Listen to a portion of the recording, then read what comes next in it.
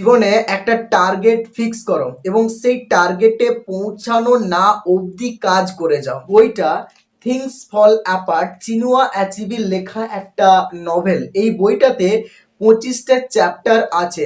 আমি বিগত 1 মাস ধরে এই বইটার 10টা চ্যাপ্টার কমপ্লিট করেছিলাম এবং তারপর আমি একটা ডিটারমিনেশন নিলাম যে যে হোক করে এই বইটা আমাকে একদিনের মধ্যে শেষ করতে হবে। এবং তখন আজ সকাল থেকে এই বইটা আমি পড়া স্টার্ট করেছিলাম, সকাল 6টা থেকে শুরু করেছিলাম।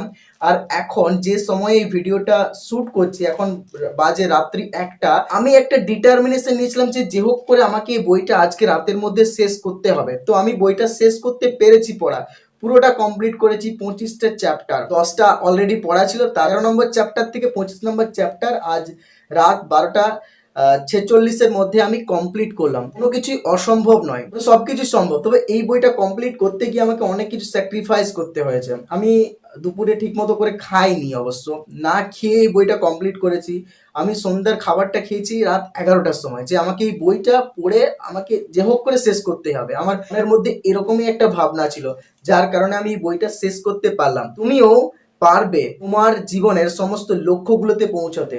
তুমিও পারবে তোমার জীবনের স্বপ্নগুলোকে ছুঁতে। শুধুমাত্র ডিটারমিনেশন নিতে শেখো।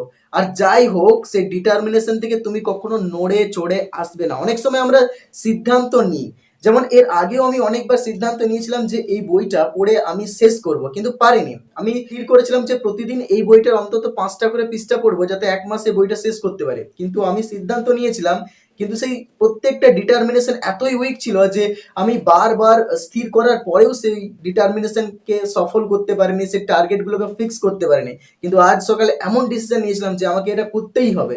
সত্যি, যখন ডিটারমিনেশন নেবে তুমি শক্তিশালী হবে যে আমাকে করতেই হবে যাই হোক ভাবে, তখন তুমি সেই কাজটাতে সফল হবেই। মনে রাখবে, সাফল্য তাদের কাছেই ধরা দেয় যারা পরিশ্রম করে, যারা ডিটারমিনেশন নেয় এবং সেই ডিটারমিনেশনে পৌঁছাবার জন্য অক্লান্ত পরিশ্রম করে। পরিশ্রমই সাফল্যের মূল চাবিকাঠি।